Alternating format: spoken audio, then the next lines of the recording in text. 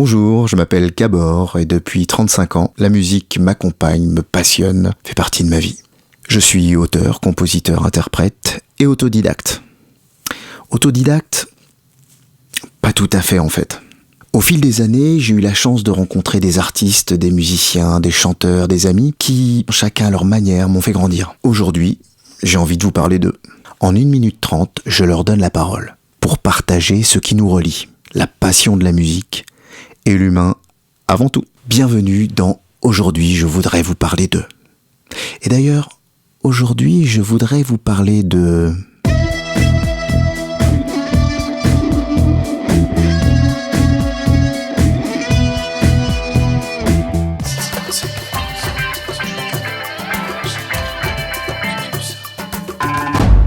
J'ai rencontré Gabor en radio, il me semble, il y a bien longtemps, sur Radio Alpha, pour ne pas la nommer.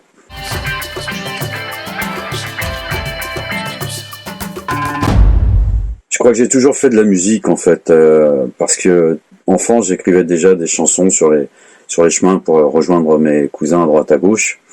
Peut-être que le premier déclic a été quand je suis tombé sur cette annonce d'un professeur qui donnait des cours de guitare rythmique.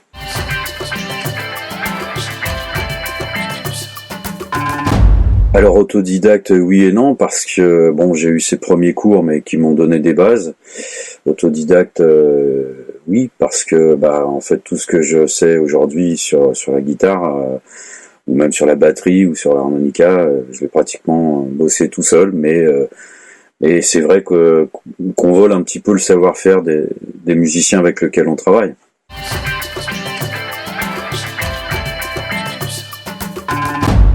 À des moments, j'en ai vécu des très beaux.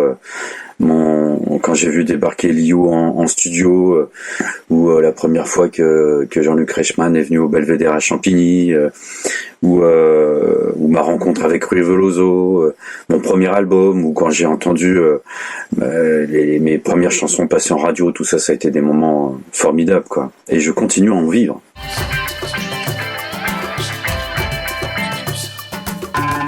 Quand je pense à Gabor, je pense à son sourire, à une égale humeur, et puis une certaine nostalgie aussi d'une époque, et une pop, musicalement parlant, une pop qui fait du bien.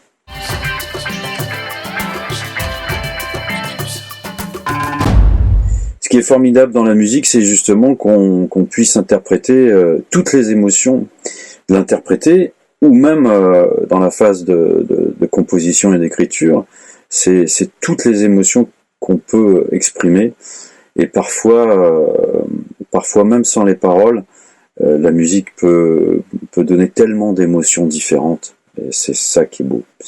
Voilà.